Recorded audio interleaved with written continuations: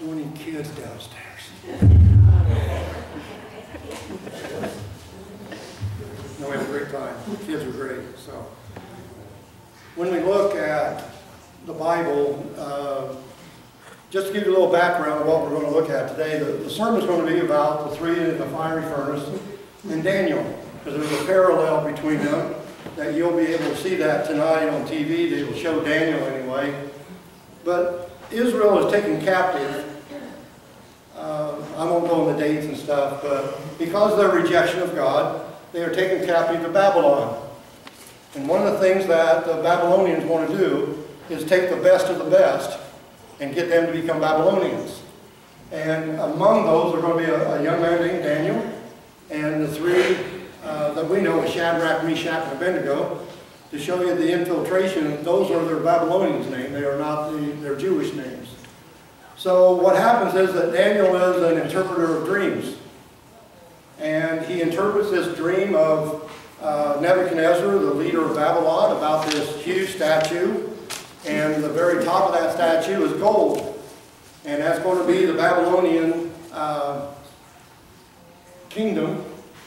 And because of that dream and Daniel's interpretation of that dream, Nebuchadnezzar gets a big head. And he said, man, this is neat. I'm going to build this statue. And after I build it, everybody, whenever they hear this music play, has to bow down and worship me and worship this statue. Well, Shadrach, Meshach, and Abednego decide, no, we're not going to do that. So they end up where? Fiery furnace. And they are delivered through the fiery furnace by God's deliverance. Well, in chapter 5, something very unusual happens. How many of you have ever heard of the saying, the handwriting's on the wall? Okay. That's out of Daniel chapter 5. That he has this dream, he interprets it, he tells him, Nebuchadnezzar, that your kingdom's going to fall. The Medes and the Persians are going to come and take over Babylon. And that's what they do. Well, Daniel rises to the top again. And now that these people are very upset at Daniel because of the great influence he has over Cyrus, the king of the Medes and the Persians. So what happens is they're going to lay this trap for for Daniel. Starts with a D, right? It's close. I've just been with 20 kids, okay? They lay this trap for Daniel. And that's what this video is going to show us, if you would, Mark.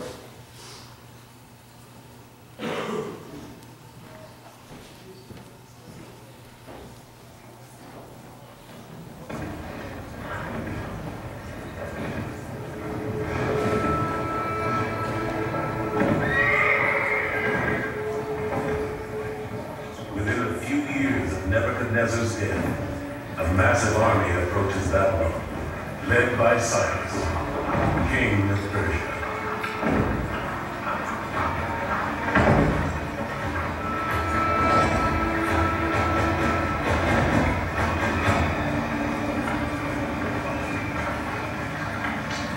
Let them know we were right.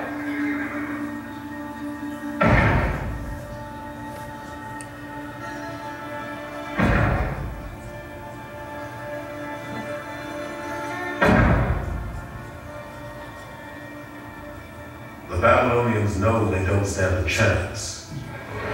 They let Cyrus in without a fight.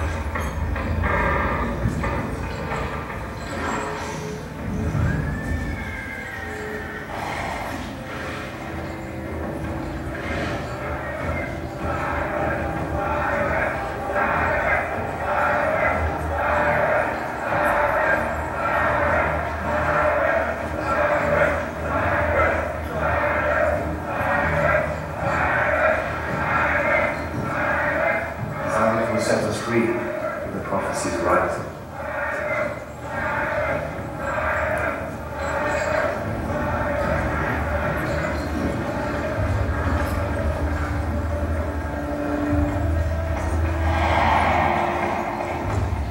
To protect his fellowship, Daniel befriends Cyrus and continues to interpret dreams. What does your dream mean, Daniel? It's not my dream, sire. There's a prophet here in Babylon, Isaiah. He says, "Here's a king whose right hand I take hold of to subdue nations before him. He is Cyrus. He names you sire. It means God is with you. I think you flatter me. But no one has ever died of flattery. Your Majesty has done many great things, as the record will show.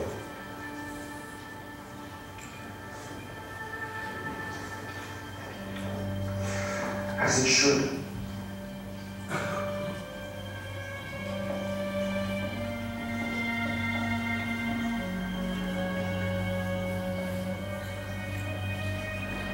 I am Cyrus, king of the world.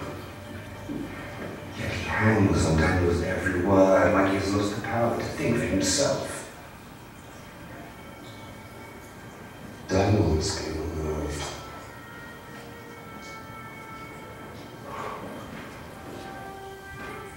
1 month without prayer.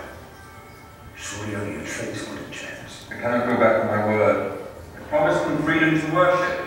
It is merely a test of their loyalty.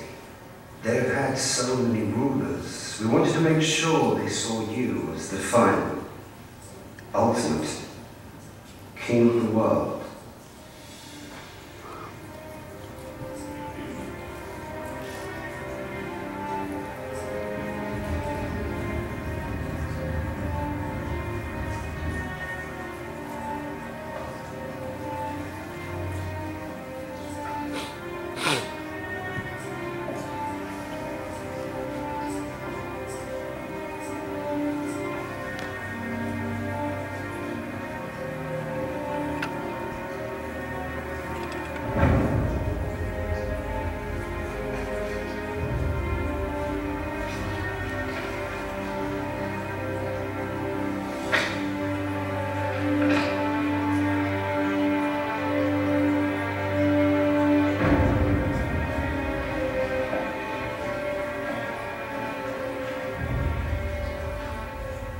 Without prayer, it probably sounds reasonable to Cyrus, but they know we can't comply. They don't care about the king, they just want as much power over him as they can get. Which means sending you out of their way. It's a trap for all of us, they want us dead. A whole month. What will you do? I don't know. But I do know I can't live long without praying to God.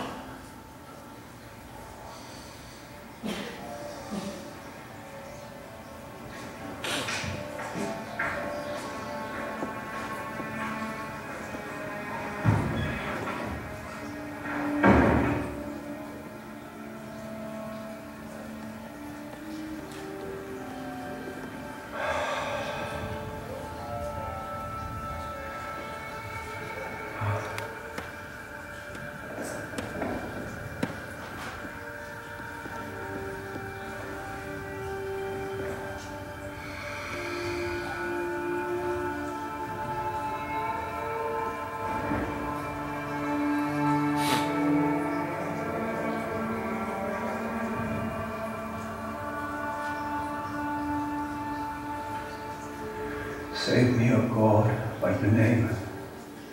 Have mercy on me, according to your unfailing love. Create in me a pure heart, O God, and renew a steadfast spirit within me.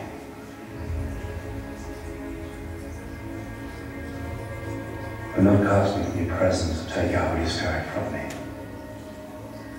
but restore to me the joy of your salvation, and grant me a willing spirit to sustain me.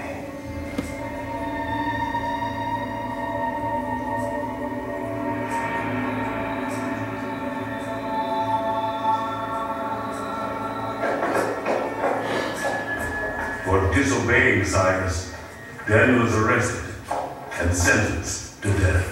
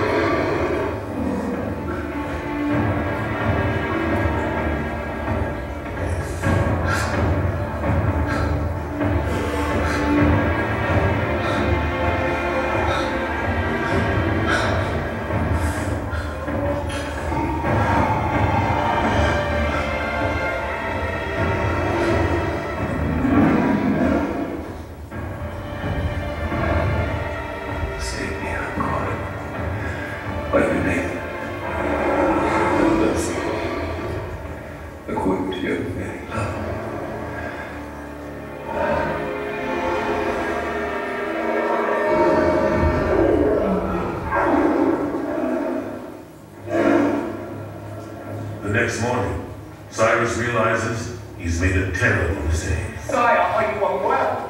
I haven't slept. Please God, I'm not too late. Sire, shall I call the physician? I brought my friend.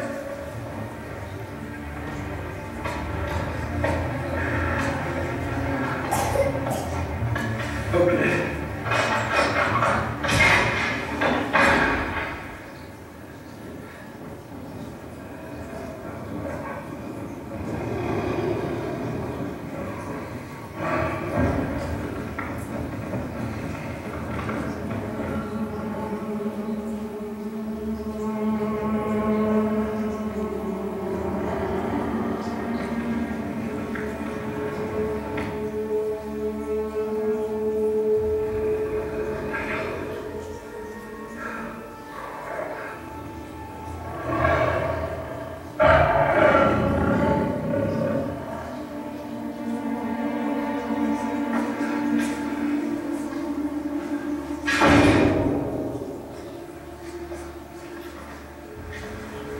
God is with you.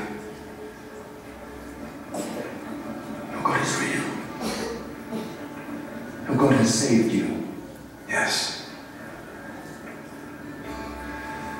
I am Cyrus, king of the world, and my judgment is this. Your people shall return to Jerusalem. There God will be pleased. Though, sadly, they no longer have a temple to worship him in.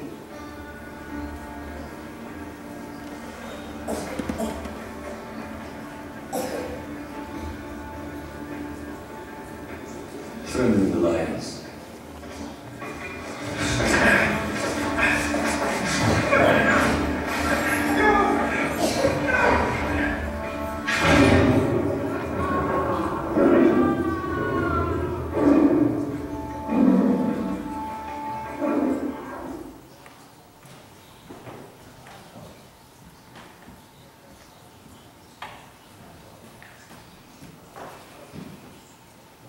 How many of you saw the Illinois-Minnesota basketball game in the tournament? No Illini fans? They beat Minnesota the last second shot. And later Madison was at the house and they were showing a replay of the game, and at that very end, the last shot that won the game for Illinois. And we were watching it, and I told Madison, watch, he's going to make this shot, and Illinois is going to win the game. And we watched it, and sure enough they did, and she looked at me, and she said, Grandpa, how did you know he would make it? And I said, because I'd already seen it before. And it was a lot easier to watch knowing that he was going to make that shot. When I look at the Bible, and I look at the story of Daniel here and the three in the furnace, it's a lot easier to watch it when you know the outcome. Now, here is Shadrach, Meshach, Abednego, and Daniel. They're living in a pagan culture, and they are being pressured to bow down to some false gods. And there's times that we find in our Christian life that we are not going to be able to escape those trials and tribulations. That somewhere along the line there are those people that taught somewhere to some people that as a Christian you're never going to encounter those difficult times, things are always going to go smoothly for you. And I think that we have lived enough to know that's not true. That's not true. There are going to be those times that we cannot escape the trials of life. And normally what we end up doing is what? Feeling sorry for ourselves. We become victims. Oh, poor me. Look at this terrible mess that I am. You don't think that Shadrach, Meshach, and Abednego and Daniel didn't feel that at the very moment they went into the furnace? At the very moment that he goes into the lion's den. But as we look at the story and what is going on here, we realize that we struggle with some of the same things that these men struggle with, that their story is our story. But what we have to do as we read these stories, and it's far more than these three guys in the furnace, it's far more than Daniel in the lion's den, that we have to understand that because of our faith in Christ, we win. No matter what the trial might be, no matter what we're encountering in life, that we win. You know, it's the old story about a professor from a Bible college came to this particular town, to the church, and he was going to lecture each night about the book of Revelation. Well, there was a particular farmer that was a part of the church, but he did not attend the first night or the second night, and finally the professor decided to have the preacher go out with him to the farm. So they find him out on the farm, and he's working away, and the professor comes up and starts talking to him, and he says, "You know that I am lecturing on the book of Revelation at the church every night." And the farmer said, "Yeah, I know." He said, "Well, wouldn't you like to come and understand what the book of Revelation is all about?" And the farmer says, "I know what the book of Revelation is all about." And the professor looked at him and says, "You understand the book of Revelation?" He said, "Yes, I do." "Explain it to me then." And the farmer explained it to him in 2 words. We win. We win. That's what the Bible is all about, is that we win, and we make it so complicated at times. But the question is, how do we win? You know, there are those people that say we win by going to church every Sunday. There are those people that say we win by being a good person, that we win all of this in different ways. But I want to share with you from the 3 in the fiery furnace and from Daniel in the lion's den, how the 4 ways that we win what we're going through. The first thing is that we are victors through God's purpose. Okay? How many of you believe that God has a specific, unique plan for your life? Absolutely does. And if we do not understand that, if we don't believe that, we've missed the whole point here. Okay? We've missed everything here, that this isn't some God that started the world some time ago and just walked away from it. It is a God that is very, very involved in our lives, and He has a purpose for us. And it is true in our world today that if we make a stand for God, we may find ourselves in a difficult spot. That we may find ourselves being opposed in a very, very real way.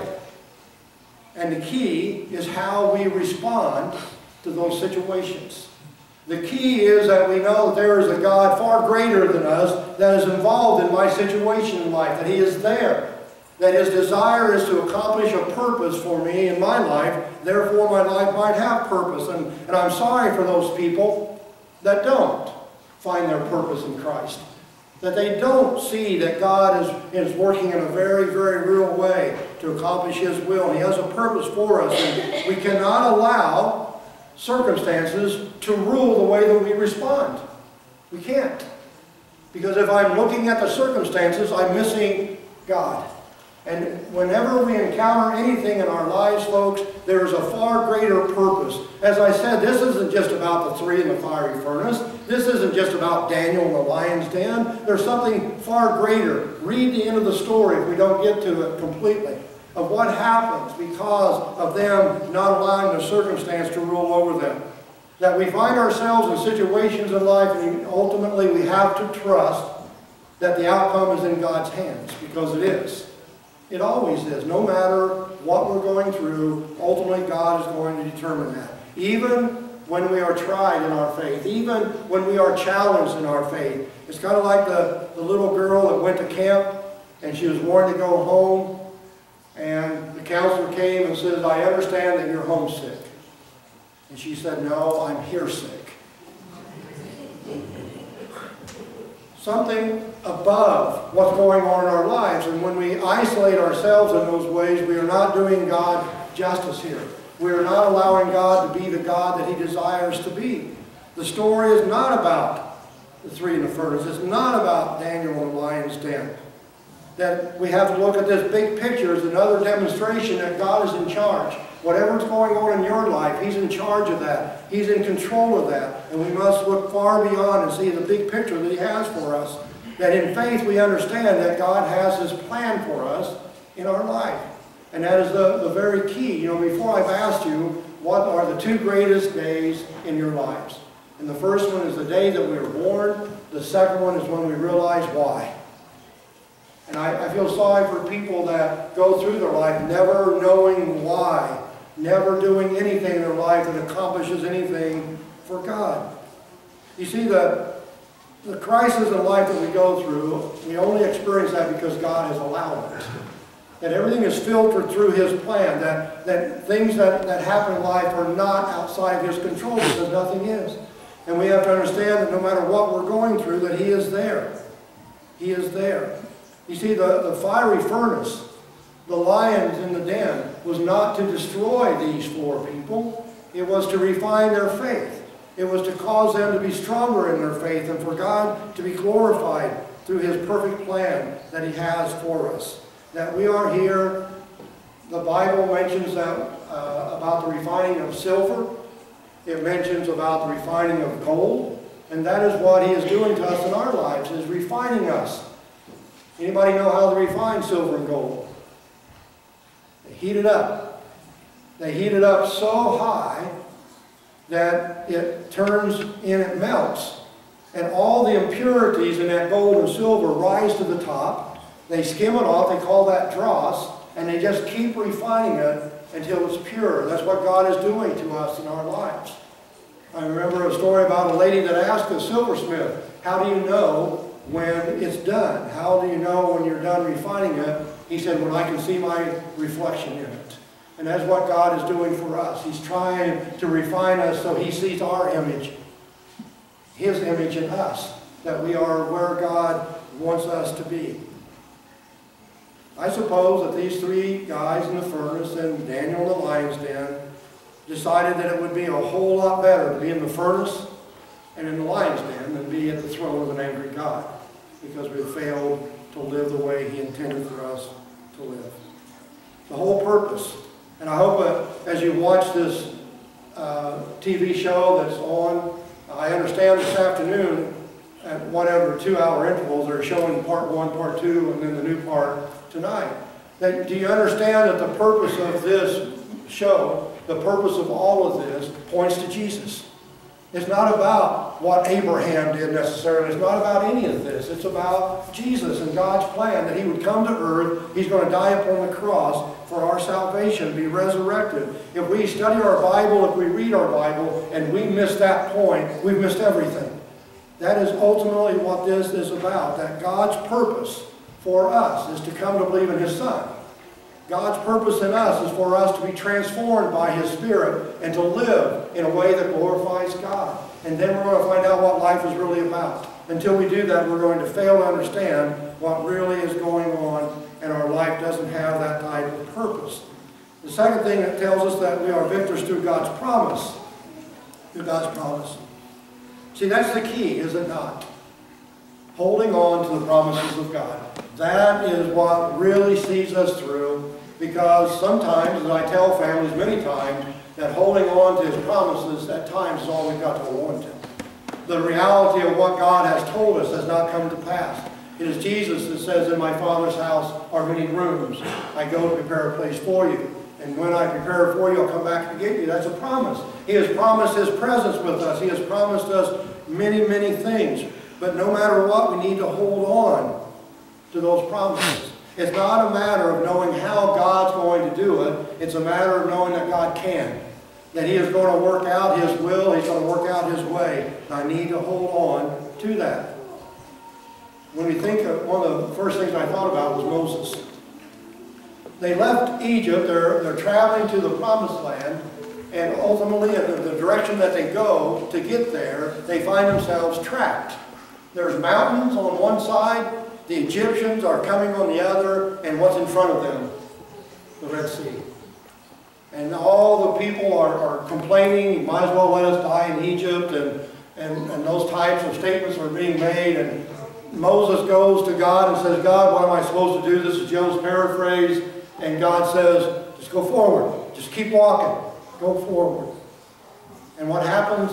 The Red Sea parts, and the children of Israel pass through. The point that I'm trying to make for you is that the same God that parted the Red Sea is the God that brought them to that point of being trapped in the first place. That He promised their deliverance, and no matter what the circumstance looks like, He promised. He promised, and because of that, that we can hold true. That these people that we were talking about today, that even though they were in danger, they stood on what God had said. They were glued to the promises that God had made without wavering. They trusted God because He is trustworthy.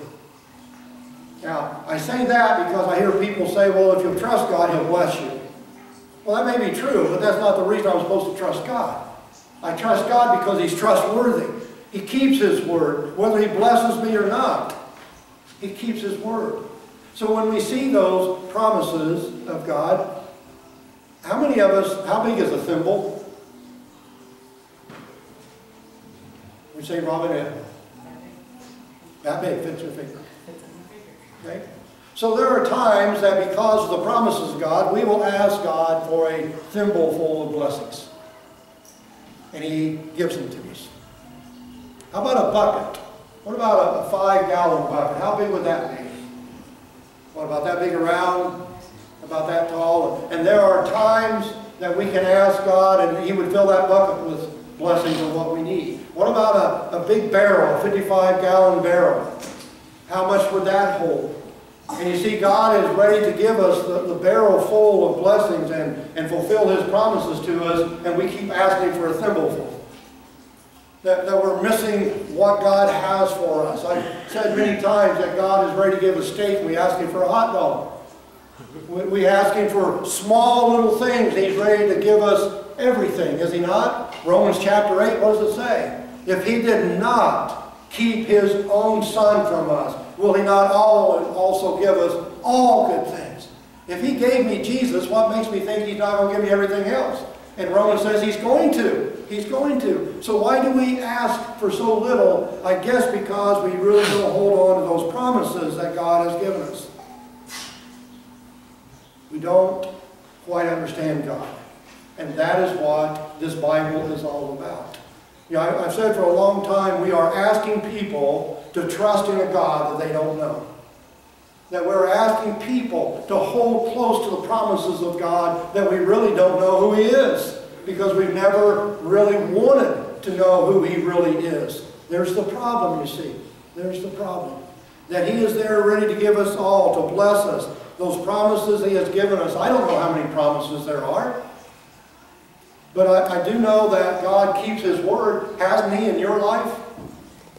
Hasn't He over and over again and times gave you so much more than what you ever imagined? That's what Ephesians chapter 3 says. That He is able to do immeasurably more than all we ask or imagine, according to the power that is at work in us. In us, it's His Spirit that He is ready to give us all these promises that we need to understand. And we obey God based upon the certainty of those promises. There's the key. There's the key. Do we really believe those promises? How seriously do we take the promises of God? I read just recently that there are 7,800 and some promises that God has given to man in the Bible. And I don't know that to be true. If you've got nothing to do this afternoon, you might want to read through there and jot them down for us. Okay? But those promises that are there.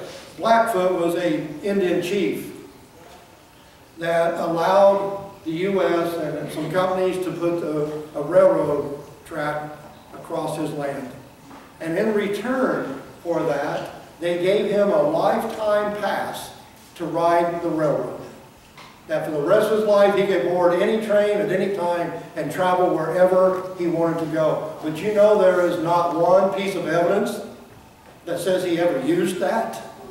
There is not one thing in history that tells us that he ever used that. A lifetime pass.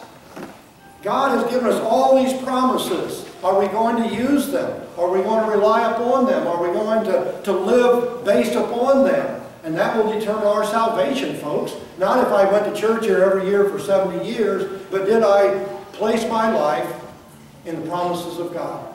Did I place my life in His Son? That is what salvation is all about. So if we learn to hold to those promises that we are going to win the victory because of Christ. We are victors through God's presence. Awareness of God's presence will give me courage. I don't know if you remember reading in Daniel chapter 3, after they've been thrown into the furnace and the fire is turned up 7 times hotter, they look in and say, didn't we throw 3 people in there? And the response was yes. Well, why do we see 4 men walking around free and unharmed down there, and one of them looks like a son of the gods? That God's presence was with them. What does Daniel say to Cyrus when he opens the door and he's saved? The God that I believe in closed the mouths of the lion. That I am safely because of his presence. Folks, as a Christian, God's presence is with me, period. It is always with me, no matter what. He is with me. He has promised that type of presence to be with me in my life. In the fire with the lions, they were not alone. If we feel like we're in the fiery furnace, if we feel like we're in the den of the lions, we're not alone. He's right there with us. He promised us his presence, did he not? And will we base our lives upon that fact that he is with us no matter what, that he is a living reality. He is a reliable friend. He's going to be with us. Notice that both of these situations in which we're talking about, it was not a matter that they based their certainty upon God's deliverance. They based their certainty upon God. What Shadrach, Meshach, and Abednego say to Nebuchadnezzar? Our God can save us from this, but even if he doesn't, we're not bound now. It doesn't matter what happens here. My faith is in God, not in the way that God is going to react. There are so many people that believe in God as long as he does everything the way I think he should. But once he does something different, all at once we begin to question, oh, wait a minute. Wait a minute. I'm not sure I believe in God anymore. It is not based upon him doing what I want. It's based upon who he is. His presence is with me. And here again, we've got to keep this in mind. It's about a big picture here, folks. It's not about my personal little life and all the struggles I go through. God is accomplishing something of great importance in our lives. We trust in God because of who he is, not because of what he does or doesn't do. That in the victory is because God does intervene. He does strengthen us. He does deliver us. Someone's in the fire. Someone is in the lion's den. Can you see the 4th man in the fire? Can you see the angel behind Daniel? Somebody is present with us. We're not on our own. He will not leave us alone if we have trusted in his Son. That sometimes we may feel like we're in a fire or we're in the lion's den, but we're not by ourselves. We never are, because of the promise that God has given us. There was a gentleman that he was a minister in his life. He retired. He got into this program about reading to blind people. And there was this young man who was about 17 or 18 years old, and his name was John. And this gentleman named William went to him and began to read to him different books and stuff. And finally, he asked him, how did you go blind? He said it was a chemical explosion when I was 13 years old. How did you react? Oh, I gave up. Life was over. I was mad at God. I didn't want anything. I ate my meals in my room. I never went outside my room. Until one day my dad came. And he said, John, the winter's coming. It's time to put storm windows on all the windows in the house, and that's your job. That's your job. How can I do that? I'm blind. And Dad just said, that's your job. Get it done. So he said, I made my way, I touched my way, felt my way through the house to the garage, and I found the windows, and I found the ladder, and I found all the tools I needed. And I just felt my way through, and gradually I got done putting those windows on the house. I kept thinking, I'll just fall off. That way they'll have a blind son and a paralyzed son. But finally he got through. And after he got done, he found out and he realized his father was never more than 3 feet away from him during the whole time. And when we go through life where we think that we're on our own, we're not. He's right there. Whether I acknowledge him or not, God is still present in the world in which we live. And we are victors because of his presence. And finally, we are victors through his power. God is in control, no matter what. No matter what situation we find, we see a lot of people very upset about our world today and what's going to happen here. And for some reason, we believe that the solution to all that we're going through is a political solution. No, it is not. It will never be satisfied by politics. It's going to be satisfied by a spiritual revival, a spiritual renewal. And that is God's power being displayed through His church. That's how the problems are going to be solved. That's how we're going to find the solution to what we're going through in our world, that God is still in control. It doesn't matter. It doesn't matter what's happening. He is in control. You don't think He's not in control of North Korea? You don't think that He's not in control of Iran? Absolutely, absolutely. So instead of turning to our own efforts, our own power, maybe we need to turn to Him. Maybe we need to start talking to Him and let His power work through us the way that He wants, that we can depend upon God even in what seems to be impossible situations. But notice, God did not show His power to Shadrach, Meshach, and Abednego until they were in the furnace. He did not show His power to Daniel until he was in the lion's den. We wonder why we don't see God's power at work in us like the Bible says, because we'll never allow ourselves to be put in the fiery furnace. We'll never allow ourselves to be put in the lion's den. So there's never any need for that to happen. That we have to understand that it's in obedience, in our faith, that causes God to respond. He did not show that until they were there. He didn't save Shadrach, Meshach, and Abednego from the fiery furnace. He saved them through it. He didn't save Daniel from the lion's den. He saved him through it. And what was the result of that? What was the result of that? The result was Nebuchadnezzar, in the case of the three in the furnace, honored God and said the people will worship the God of Shadrach, Meshach, and Abednego. What did Cyrus say? That the people will honor and worship the God of Daniel. It's far greater than us, folks. It's far greater from us. That if we will understand that we have already won the victory, we celebrate it during this time of year. The victory was won at the cross 2,000 years ago. The victory was won at the empty tomb 2,000 years ago. That we win. We win. And that's the story of what the Bible is really all about. And we have that right with us right now. There was a young man named Danny Simpson. He's 24 years old. He tried to rob a bank. He needed $6,000. He robbed the bank. He got caught. Sentenced to 6 years in prison for that. And when they arrested him, he was holding this gun. I hope it's a gun. Yeah. It's a Colt .45 caliber hand pistol that was made in 1911.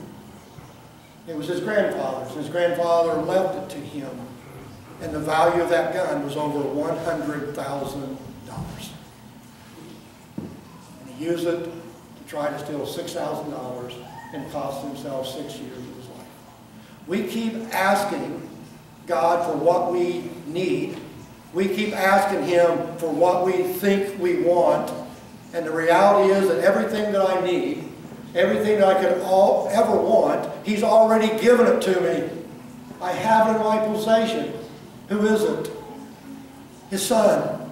His Spirit lives in me. I don't need any more. That we have the very power of God in our lives to change lives. I've seen that. I could stay here for a long time and tell you how He has changed my life. Over and over I see the resemblance and the result of God changing lives. God is with His people. Through their trials, through the troubles, they are victors in Christ. And as Paul in Romans 8:37 says, "For we are more than conquerors through Him who loved us." We are, at that moment that he writes these words, it's not something way down the line. We are more than conquerors. We win. We win. We win. Many years ago, during the wintertime, colder than it is now, Peg. Peg loves cold weather, don't you, Peg? He was a settler moving west. It was very, very cold, cold enough that the Mississippi River was frozen over. But he wasn't sure just how frozen it was, so he was quite nervous about trying to go across.